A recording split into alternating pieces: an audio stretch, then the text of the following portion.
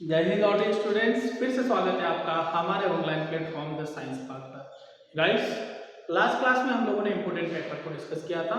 Next हम लोग जो हमारा सिलेबस जहां रुका था उससे आगे हम लोग डिस्कस करने वाले हैं। तो शुरुआत करते हैं चैप्टर के साथ, यूनिट नंबर 8 चैप्टर नंबर 12 परमाणु। जहां दो इंपॉर्टेंट टॉपिक के बारे में डिस्कस करने वाले हैं। एक है एटम परमाणु और दूसरा है न्यूक्लियाई मींस नाभिक। दोनों की संरचना कैसी है, किन किन वैज्ञानिकों ने इन पर बेस्ड क्या क्या एक्सप्रेशंस दिए थे, क्या क्या वैल्यूएबल इस पर इंस्ट्रक्शंस होने वाले हैं, क्या क्या चीजें हम लोग पढ़ने वाले हैं, उसके बारे में डिस्कस करते हैं। तो शुरुआत करते हैं एक छोटे से टॉपिक बेसिक्स से, परमाणु से। एटम होता क्या है या परमाणु किसे कहते हैं। तो प्रत्येक पदार्थ छोटे छोटे कणों से मिलकर बनता है। कण मीन्स पार्टिकल, उसे परमाणु कहा जाता है। छोटे छोटे अणुओं से मिलकर बने एक बॉन्डिंग संरचना को परमाणु कहा जाता है।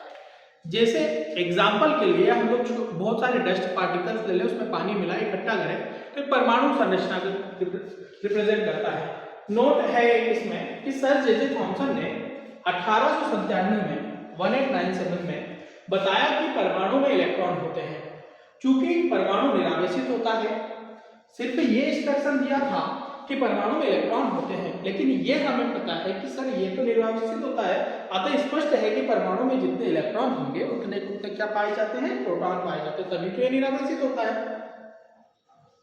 तो थॉमसन का परमाणु मॉडल क्या था। यहाँ इंपोर्टेंटली हम लोग तीन मॉडल्स के बारे में पढ़ेंगे। एक रदरफोर्ड का अल्फा प्रकीर्णन मॉडल भी पढ़ेंगे। ऐसे 4 मॉडल यहाँ पर आते हैं। एमपीबोर्ड पर्पस से ये बहुत इंपॉर्टेंट हो जाता है आपके सिलेबस के पर्पस से। 4 मॉडल में से ज्यादातर मॉडल्स 1 या 2 मॉडल पूछे ही जाते हैं। ठीक है, तो शुरुआत करते हैं। छोटा सा मॉडल है। थॉमसन ने परमाणु की संरचना संबंधित क्या मॉडल दिया, इसके ड्रॉबैक्स क्या थे, इसके दोष क्या थे और इसकी सफलता का क्या कारण था, वो बताइए। तो इस तरीके से क्वेश्चन बनता है गाइस कि थॉमसन का परमाणु मॉडल समझाते हुए इसकी सफलताएं एवं दोष लिखिए। तो थॉमसन के परमाणु मॉडल के अनुसार बोला है कि संपूर्ण धनात्मक आवेश तथा द्रव्यमान, परमाणु का द्रव्यमान 10⁻10 मीटर त्रिज्या के ठोस गोले के आयतन में एक समान रूप से फैला होता है। ठीक है, 10⁻10 मीटर की त्रिज्या के ठोस गोले के, हमने मान लिया कि ठोस गोला है जो कि क्या है, 10⁻10 मीटर का एक ठोस गोला है, यह हमने मान लिया। ठीक है, तो परमाणु का समस्त धनावेश तथा इसका द्रव्यमान इसके आयतन में समान रूप से फैला हुआ होता है। दूसरा है, इस ठोस गोले के अंदर ऋणावेशित कण अर्थात इलेक्ट्रॉन समाये रहते हैं। इस ठोस गोले के अंदर क्या पाए जाते हैं, इलेक्ट्रॉन्स पाए जाते हैं, समान रूप से पाए जाते हैं। ये संरचना है इसकी।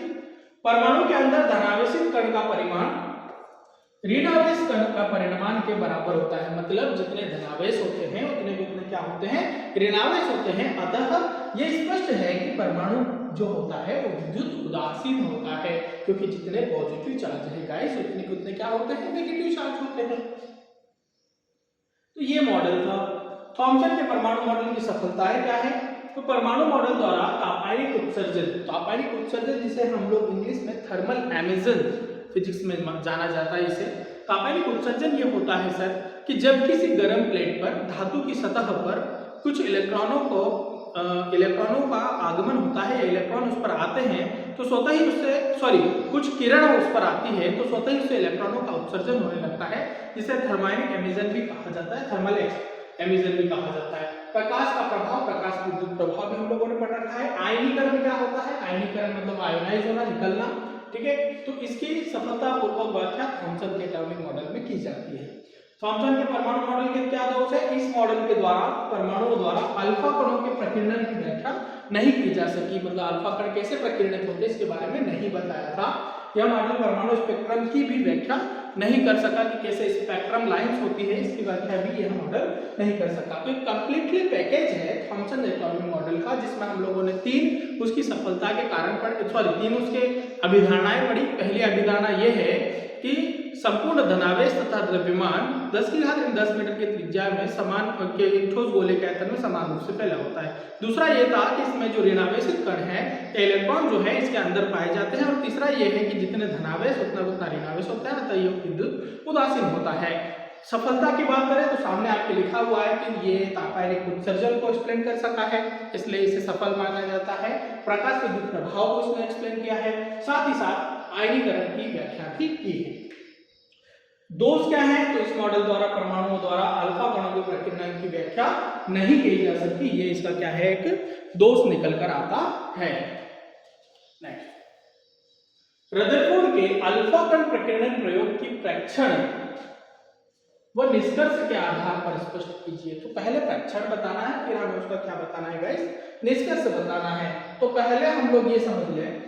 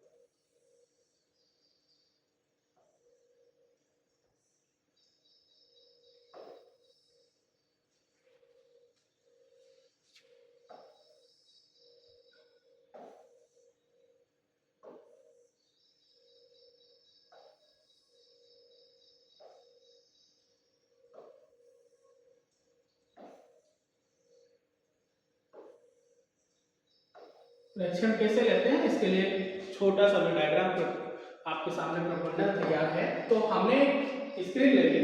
यहाँ ये जो पदार्थ है इसे रेडियोएक्टिव पदार्थ कहा जाता है। इसमें रेडियोएक्टिव पदार्थ एक फिल्म के अंदर पूरी तरीके से रिप्रेजेंटेड है।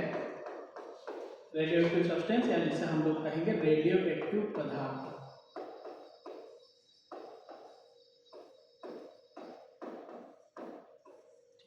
इसके जस्ट सामने हम लोगों ने रखी गोल्डन फिल्म, सोने की फिल्म, और जो इवैल्यूएशन करना है उसके लिए हम लोगों ने इसके जस्ट सामने सोने की फिल्म के सामने एक बड़ी सी हम लोगों ने रख दी स्क्रीन। ठीक है, जब रेडियोएक्टिव पदार्थ से अल्फा कण निकल कर आते हैं, यहां से जो एक्सपांड होगा, यहां से जो निकलेगा वो है अल्फा कण। तो इससे जब अल्फा कण निकल कर आते हैं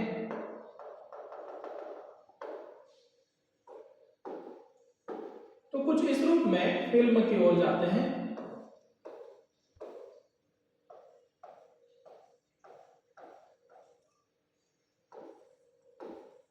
ये जो कण है ये अल्फा कण है। ठीक है, इस तरीके से फिल्म की ओर जाते हैं, सोने की फिल्म की ओर जाते हैं, गोल्डन फिल्म की ओर।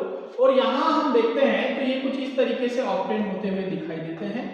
तो इसके जो प्रेक्षण है उस प्रेक्षण की हम लोग बात करते हैं। ये फिल्म की ओर इस तरीके से ऑब्टेन दिखाई देते हैं।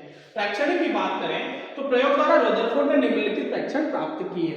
पहला प्रेक्षण है, अधिकांश अल्फा कण सोने की फिल्म को पार करते हुए सीधे निकल गए। ये प्रेक्षण किया उसने। दूसरा था, कुछ अल्फा कण न्यून कोण पर प्रकीर्णित हो जाते हैं, मतलब कुछ थोड़ा सा हटते हैं। कुछ अल्फा कण अधिक कोण पर प्रकीर्णित होते हैं, मतलब ज्यादा डिस्टर्ब होते हैं। कुछ अल्फा कण बिल्कुल विपरीत दिशा में टकराकर या विपरीत दिशा में प्रकीर्णित होकर वापस चले जाते हैं। तो चार कंडीशन, चार प्रेक्षण बनते हैं। एक तो सीधे निकल जाते हैं, कुछ न्यून कोण पर प्रकीर्णित होते हैं, कुछ अधिक कोण पर प्रकीर्णित होते हैं, और कुछ विपरीत दिशा में जस्ट एज इट इज वापस आ जाते हैं। ये इसके थे प्रेक्षण। अब निष्कर्ष क्या निकला? निष्कर्ष ये है कि उपरोक्त प्रेक्षणों से रदरफोर्ड ने निम्नलिखित निष्कर्ष निकाले। चूंकि अधिकांश अल्फा कण सीधे निकल जाते हैं, अधिकांश अल्फा कण जो है वो क्या हो रहा है, सीधे निकल रहे हैं। अगर हम लोग एक मॉडल तैयार करें, हम देखें कि किस तरीके से इसे समझा जा सकता है, तो हमने माना कि ये एक परमाणु की संरचना है।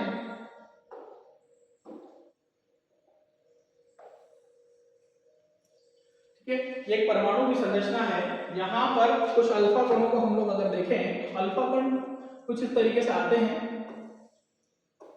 तो कुछ अल्फा कण तो क्या होते हैं, इस तरीके से प्रकीर्णित होते हैं। कुछ अल्फा कण वापस उसी प्रायोरिटी में वापस चले जाते हैं। ये प्रेक्षण के आधार पर हम लोग इसे समझ सकते हैं। ये निष्कर्ष है, क्योंकि अधिकांश अल्फा कण सीधे निकल जाते हैं, जो कि हम लोगों का पहला प्रेक्षण था। अतः परमाणु का अधिकांश भाग अंदर से क्या होता है, खोखला, क्योंकि सीधे निकल रहे हैं। दूसरा, चूंकि कुछ अल्फा कण न्यूट्रॉन पर प्रकीर्णित होते हैं, अतः अल्फा कण स्वयं धनावेशित होते हैं। अल्फा कण स्वयं क्या होते हैं? पॉजिटिव होते हैं। तो ये केवल धनावेश द्वारा ही विक्षेपित हो सकते हैं क्योंकि वो प्रकीर्णित हो रहे हैं। तो अतः रदरफोर्ड ने ये माना कि परमाणु का संपूर्ण धनावेश उसके केंद्र पर क्या होता है? एकत्रित होता है। तभी तो जो अल्फा कण है जो कि खुद पॉजिटिव हैं वो प्रकीर्णित हो रहे हैं। चूंकि बहुत कम कण प्रकीर्णित होकर वापस लौटते हैं, अतः यह संभव है कि धनावेश जो होता है परमाणु के केंद्र पर एक सूक्ष्म भाग में, क्योंकि कुछ ही कण वापस आ रहे हैं, धन से धन टकराएगा वापस रिपल गिरेगा। ठीक है, उपयुक्त निष्कर्षों से रदरफोर्ड ने यह माना कि परमाणु का समस्त धनावेश जो होता है उसके केंद्र पर अत्यंत सूक्ष्म स्थान पर केंद्रित रहता है, अत्यंत सूक्ष्म स्थान पर, जिसे नाभिक कहा जाता है, न्यूक्लियस। तो न्यूक्लियस की डेफिनेशन रदरफोर्ड के अल्फा कण प्रकीर्णन मॉडल से निकलकर आती है। अल्फा कणों की पहुंच की न्यूनतम दूरी क्या होती है, या नाभिक के आकार के आकलन से आप क्या समझते हैं? छोटा सा क्वेश्चन है, 2 नंबर में क्वेश्चन बन सकता है। नाभिक से कम दूरी जहां तक अल्फा कण पहुंच सकता है, मतलब जहां तक की उनकी रेंज होती है, जहां तक वो आसानी से पहुंच सकते हैं, अल्फा कणों की पहुंच की न्यूनतम दूरी कहलाती है। इसे लगभग नाभिक की त्रिज्या के मान के क्या माना जाता है? बराबर माना जाता है। ठीक है, रदरफोर्ड का परमाणु मॉडल समझाते हुए इसके दोष लिखिए। अभी जो हम लोगों ने पढ़ा था वो बेटा अल्फा प्रकीर्णन मॉडल था, अभी हम लोग जो पढ़ रहे हैं ये इसका परमाणु मॉडल, एटॉम से रिलेटेड मॉडल है। कुछ बेसिक्स इसमें क्या दिए हुए हैं उसको हम लोग डिस्कस करते हैं। तो रदरफोर्ड के परमाणु मॉडल के अनुसार परमाणु के केंद्र पर लगभग 10⁻14 मीटर -14 मीटर त्रिज्या का नाभिक होता है, जिसमें परमाणु का समस्त धनावेश तथा समस्त द्रव्यमान केंद्रित रहता है। आप अगर इसका कंपैरिजन करेंगे थॉमसन के मॉडल से, तो थॉमसन ने ये बताया था उसके आयतन में निहित रहता है, लेकिन यहाँ केंद्र की बात हो रही है। दूसरा, ऋणावेशित इलेक्ट्रॉन नाभिक के चारों ओर 10⁻10 मीटर त्रिज्या के खोखले गोले पर क्या होते हैं? घूमते रहते हैं। इलेक्ट्रॉन का कुल ऋणावेश नाभिक के धनावेश से क्या होता है? बराबर। ये थॉमसन एटॉमिक मॉडल ने भी बताया था। और इलेक्ट्रॉन सदैव नाभिक के चारों ओर वृत्ताकार मार्ग में क्या होते हैं? घूमते रहते हैं। ये थे इसके 4 इंपोर्टेंट प्रिस्क्रिप्शन, या हम बोल सकते हैं कि इसके इंपोर्टेंट मॉडल्स थे। यह मॉडल परमाणु के स्थायित्व की व्याख्या नहीं कर सका, ये इसका क्या है? ड्रॉबैक है। यह मॉडल परमाणु के रेखीय स्पेक्ट्रम जो कि लीनियर स्पेक्ट्रम कहलाता है, इसकी भी व्याख्या नहीं कर सका। तो ये था हमारा थॉमसन के बाद रदरफोर्ड का परमाणु मॉडल। तो अभी हम लोगों ने 3 मॉडल के बारे में पढ़ा है। पहला थॉमसन का परमाणु मॉडल था, दूसरा रदरफोर्ड का अल्फा प्रकीर्णन मॉडल था, और तीसरा है रदरफोर्ड का परमाणु मॉडल। चौथा और लास्ट मॉडल है बोहर का परमाणु मॉडल। समझाइए। तो बोहर के परमाणु मॉडल की निम्नलिखित अवधारणाएं हैं। पहला मॉडल यह होता है, इसका पहला जो तथ्य है, स्टेटमेंट यह है कि इलेक्ट्रॉन नाभिक के चारों ओर किसी भी कक्षा में न घूमकर केवल कुछ विशिष्ट कक्षाओं में ही घूम सकता है। इन कक्षाओं को विकिरण रहित कक्षाएं या स्थायी कक्षाएं भी कहा जाता है। इनमें किसी भी प्रकार की कोई रेडिएशन नहीं पाई जाती है। ठीक है, इसलिए इसे स्थायी कक्षा भी कहते हैं। इन कक्षाओं में घूमने वाले इलेक्ट्रॉनों को इलेक्ट्रॉन ऊर्जा उत्सर्जित नहीं करते हैं। ये स्पेशली इलेक्ट्रॉन्स कहलाते हैं और ऊर्जा उत्सर्जित नहीं करते हैं। ये पहला स्टेटमेंट है। दूसरा, इलेक्ट्रॉन केवल विनयी कक्षाओं में घूम सकता है जिनमें नाभिक के परितः उनके कोणीय संवेग का मान, ये ध्यान रखिएगा, h/2 का पूर्ण गुणज होता है। इसमें अगर अलग अलग कक्षा की बात करें तो ये NH/2 हो जाता है। नंबर ऑफ क्लासेस के लिए इसका मान अलग होता है। यहाँ h जो है ये प्लांक नियतांक कहलाता है। h यहाँ प्लांक कांस्टेंट है, जिसे प्लांक का नियतांक कहते हैं। जब कोई इलेक्ट्रॉन अधिक ऊर्जा वाले उच्च कक्षा से कम ऊर्जा वाले निम्न कक्षा में आता है, मतलब परिगमित करता है, तो दोनों कक्षाओं की ऊर्जा का अंतर विद्युत चुंबकीय विकिरण के रूप में क्या हो जाता है? बाहर निकल जाता है, विसर्जित हो जाता है। ठीक है, तो ये था हमारे बोहर का मॉडल, उसके 3 स्टेटमेंट थे। नेक्स्ट है हाइड्रोजन स्पेक्ट्रम में, जो कि हाइड्रोजन, जैसे अभी हम लोग पढ़ रहे थे कि कोई भी मॉडल स्पेक्ट्रम की व्याख्या नहीं कर सकता, तो यहाँ हाइड्रोजन स्पेक्ट्रम एक होता है। हाइड्रोजन स्पेक्ट्रम में प्राप्त विभिन्न श्रेणियों, ठीक है, कुछ इंपोर्टेंट श्रेणियों के बारे में हम लोग पढ़ेंगे गाइस। तो विभिन्न श्रेणियों को समझाते हुए ये समझाइए। हाइड्रोजन स्पेक्ट्रम में निम्नलिखित श्रेणियां प्राप्त होती है, 5 श्रेणियां प्राप्त होती है। पहली श्रेणी अगर आपको समझ में आ गई तो अगली श्रेणी आप अपने आप एज इट इज बना सकते हैं। क्या है? पहली श्रेणी है लाइमन श्रेणी, लाइमन सीरीज जिसे कहा जाता है। यदि इलेक्ट्रॉन किसी भी उच्च कक्षा से पहली कक्षा में, पहली श्रेणी में पहली कक्षा में, ध्यान रखिएगा, संक्रमित होता है तो प्राप्त श्रेणी को लाइमन श्रेणी कहते हैं। यह श्रेणी पराबैंगनी क्षेत्र अल्ट्रावायलेट रीजन से प्राप्त होती है तथा इसकी तरंगदैर्घ्य का समीकरण 1 by lambda r 1/1 square minus 1 by n square, जहां n बराबर 2 3 4। अगर यहाँ क्लास 1 आ रही है, सीरीज पहली है, तो यहाँ 1 आएगा। पहली कक्षा में ट्रांसमिटेड हो रहा है इलेक्ट्रॉन, तो पहली कक्षा के लिए फर्स्ट आएगा और जो नंबर ऑफ वैल्यूज होगी वो 2 से स्टार्ट होगी। अगर यहाँ 2 आता तो ये 3 से स्टार्ट होगी, जैसे अगली श्रेणी में हम लोग देखेंगे। तो तीन इंपॉर्टेंट चीजें ध्यान रखना है गाइस। पहली, संक्रमण कहाँ हो रहा है, दूसरा किस क्षेत्र से निकलती है, और तीसरा उसकी श्रेणी, तीसरा उसका समीकरण। तो दूसरा थोड़ा सा रीड कीजिए क्या है।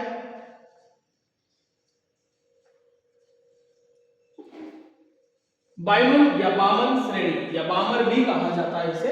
यदि इलेक्ट्रॉन किसी भी उच्च कक्षा से, चूंकि सेकंड सीरीज की बात कर रहे हैं तो दूसरी कक्षा में संक्रमित होता है, तो प्राप्त श्रेणी को बाइमन श्रेणी या बामर सीरीज कहा जाता है। यह श्रेणी दृश्य प्रकाश क्षेत्र विजिबल लाइट रीजन जिसे कहते हैं से प्राप्त होती है तथा इसकी तरंगदैर्घ्य का समीकरण 1 बाय लैम्डा r 1/2 स्क्वायर। मैंने जैसे आप लोगों को बताया कि सीरीज वाइज अगर हम लोग चलेंगे, पॉइंट टू पॉइंट अगर हम लोग चलेंगे, तो जैसे पहली श्रेणी में फर्स्ट ऑर्बिट में संक्रमण हो रहा था, वैसे दूसरी श्रेणी में सेकेंड ऑर्बिट में होगा, तीसरी श्रेणी में थर्ड ऑर्बिट में होगा, फोर्थ सीरीज में फोर्थ ऑर्बिट में होगा। साथ ही साथ हम लोग दूसरी चीज क्या देखेंगे, साथ ही साथ हम लोग दूसरी चीज ये देखेंगे कि जो उसका श्रेणी का रीजन है, श्रेणी कहां से हमें प्राप्त हो रही है, उसके बारे में भी हम लोगों को समझना है। और तीसरा इसका मोस्ट इंपोर्टेंट चीज होती है, वो होती है इसका इक्वेशन या समीकरण। ठीक है, तो ये बहुत इंपॉर्टेंट चीज होती है। आप पहली सीरीज समझ जाएंगे तो अगली सीरीज आपको as it is point to point आप लोगों को समझने में बहुत इजी रहेगा। ठीक है गाइस, तो यही हम लोग बात करें कि यदि इलेक्ट्रॉन किसी भी कक्षा से, उच्च कक्षा से, हाईएस्ट ऑर्बिट से दूसरी कक्षा में आता है, संक्रमित होता है, तो वो बामन श्रेणी कहलाती है, बाइमन श्रेणी कहलाती है। और यहाँ जैसे मैंने आपको बताया कि श्रेणी सेकेंड है, n बराबर 3 4 5। Okay, so next Paschen series. यदि इलेक्ट्रॉन किसी भी उच्च कक्षा से थर्ड ऑर्बिट की बात हो रही, थर्ड सीरीज की बात हो रही, तो तीसरी कक्षा में जाएगा, संक्रमित होता है, तो प्राप्त श्रेणी को पास्टन श्रेणी कहा जाता है, कहते हैं। यह श्रेणी अवृत्त क्षेत्र से प्राप्त होती है, इंफ्रारेड रीजन से ये निकल के आती है, और इसकी तरंगदैर्घ्य का समीकरण जैसे मैंने आपको बताया एज इट इज रहेगा, बस ये चेंज आ रहा है और ये सीरीज चेंज हो जाएगी। फोर्थ, ब्रैकेट सीरीज या ब्रैकेट श्रेणी। यदि इलेक्ट्रॉन किसी भी उच्च कक्षा से चौथे कक्षा पर संक्रमित होता है, तो प्राप्त श्रेणी को ब्रैकेट श्रेणी कहते हैं। यह श्रेणी दूर आवृत्त क्षेत्र, फार इंफ्रारेड रीजन से प्राप्त होती है। इसकी तरंगदैर्घ्य का समीकरण 1 बाय लैम्डा 1/4 स्क्वायर। तो श्रेणी एक आगे बढ़ के स्टार्ट होगी 5 6 7।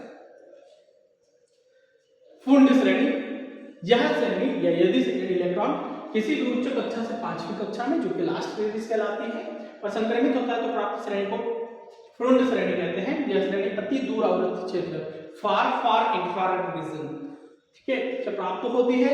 1 by lambda is equal to होता है और r 1/5 स्क्वायर। ठीक है, तो फिफ्थ श्रेणी के लिए 5 आ जाएगा, जहां n बराबर 6 7 8 ये आगे से स्टार्ट है।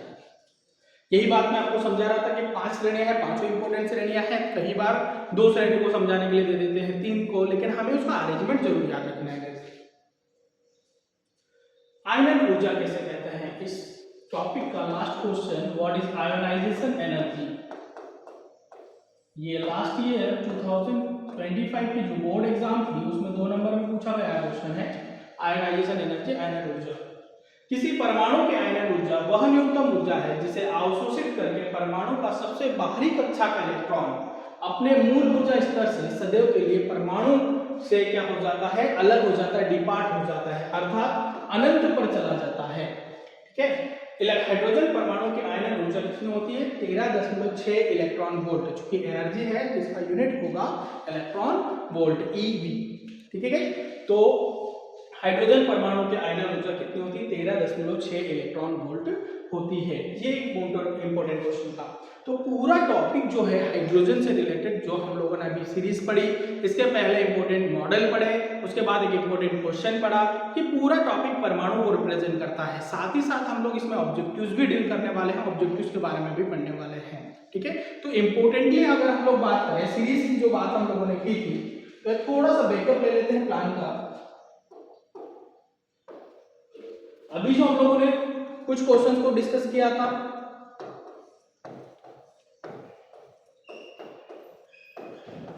स्टार्ट किया था हम लोगों ने परमाणु से, एटॉम परमाणु क्या होता है। उसके बाद हम लोगों ने पढ़ा थॉमसन ने परमाणु की संरचना से संबंधित क्या क्या नियम दिए। उसके बाद हम लोगों ने एक छोटा सा मॉडल जो कि अल्फा कण प्रकीर्णन मॉडल के बारे में पढ़ा। फिर रदरफोर्ड का परमाणु मॉडल पढ़ा, ठीक है गाइस। उसके बाद हम लोगों ने बोहर का परमाणु मॉडल पढ़ा।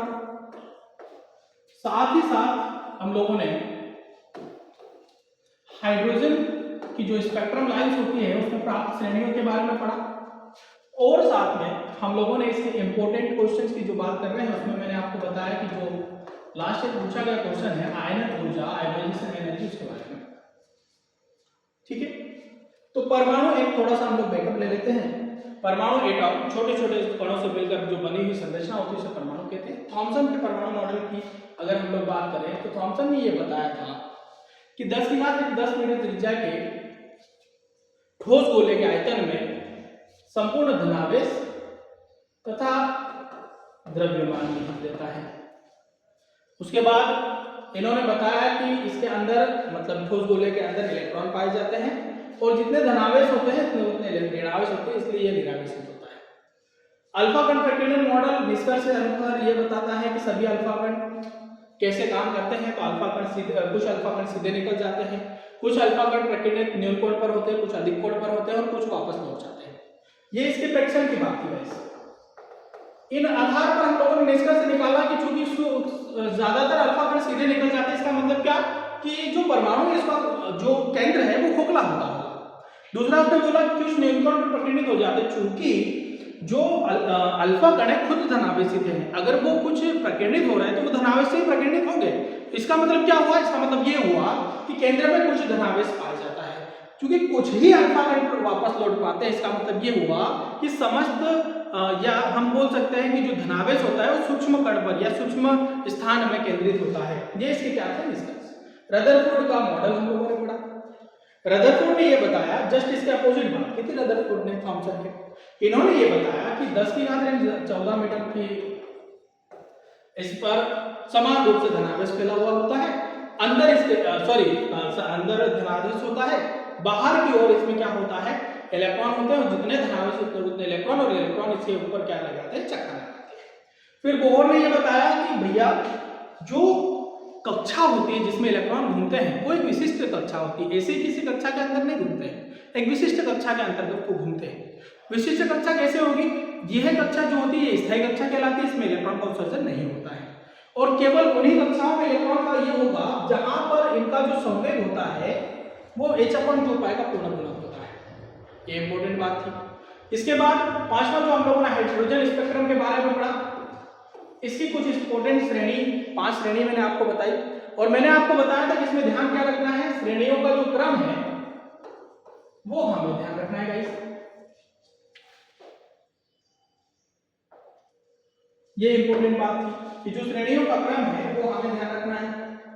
तो कक्षाओं का वैसे हिसाब से हम लोगों ने बात भी की थी। तो पहली थी लाइमन सीरीज, बामन, पास्टन, ब्रैकेट और फुल, ये सीरीज थी हमारी। और इनमें जो ऊर्जा स्तर होते हैं,